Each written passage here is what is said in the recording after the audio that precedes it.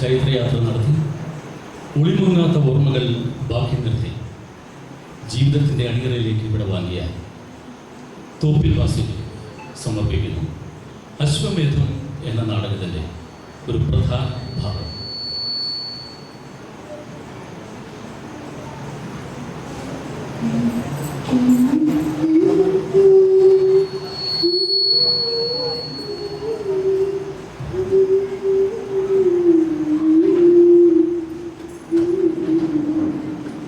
അവസാനമായി പോകാൻ തന്നെ തീരുമാനിച്ചു.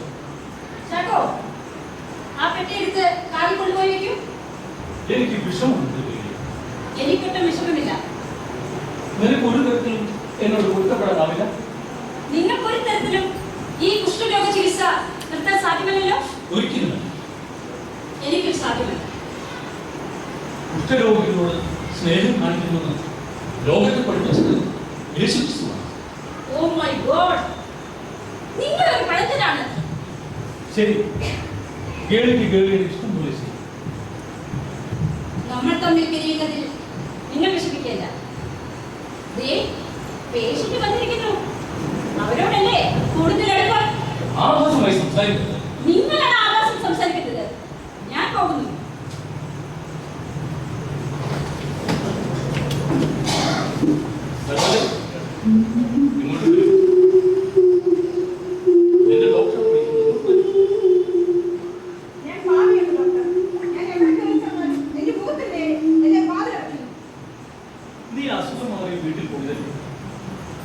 നിന്റെ അനുജത്തിയുടെ കല്യാണമല്ലേ, പിന്നെ എന്താ പെട്ടെന്ന് ഇങ്ങോട്ട് തിരിച്ചു പോകുന്നത്?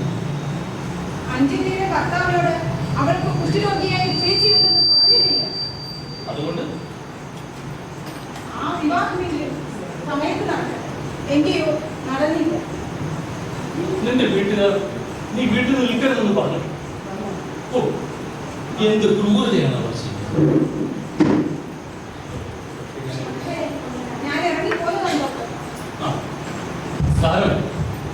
ഞാൻ മോഹനെ വിളിക്കാൻ ആളെ അയച്ചു. അവരുടനെ നിങ്ങൾ തമ്മിൽ വളരെ സ്നേഹിതരാണെന്ന് എനിക്കറിയാം. ഞാൻ അവനെ എപ്പോഴും കാണുന്നില്ല.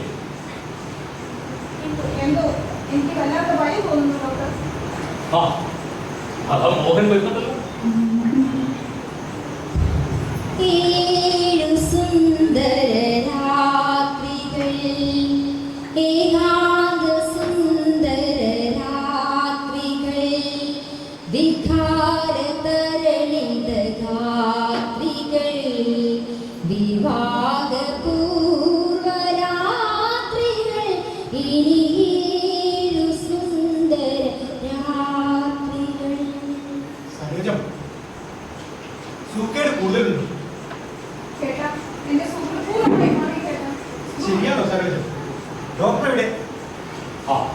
ഞാൻ ഇവിടെ തന്നെ ഉണ്ട്.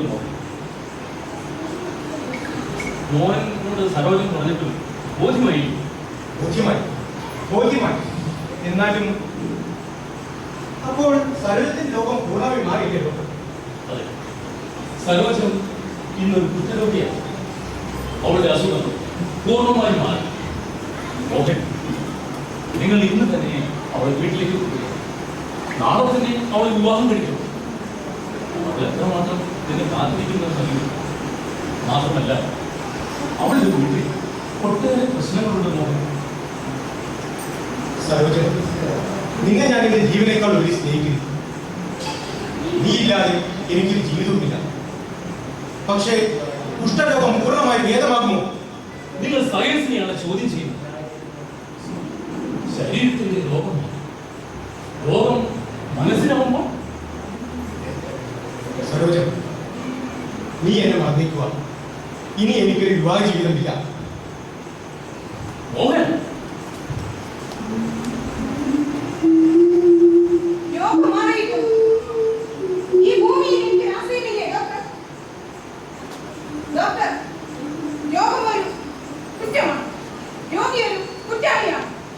ഒരിക്കലുമില്ല സരോജൻ.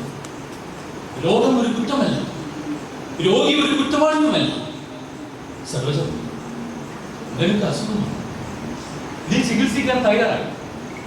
നിന്റെ രോഗം പൂർണ്ണമായും മാറി.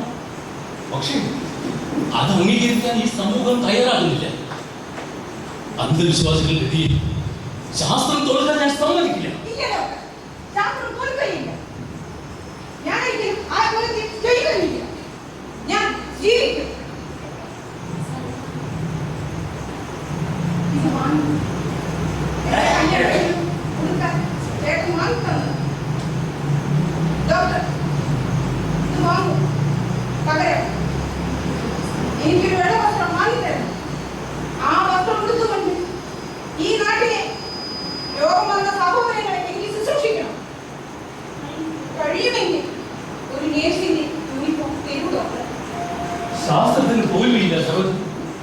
എന്നാൽ അതിൽ ഒട്ടേറെ രക്തസാക്ഷികളുണ്ട്. അതെ, ഒട്ടേറെ രക്തസാക്ഷികളുണ്ട്.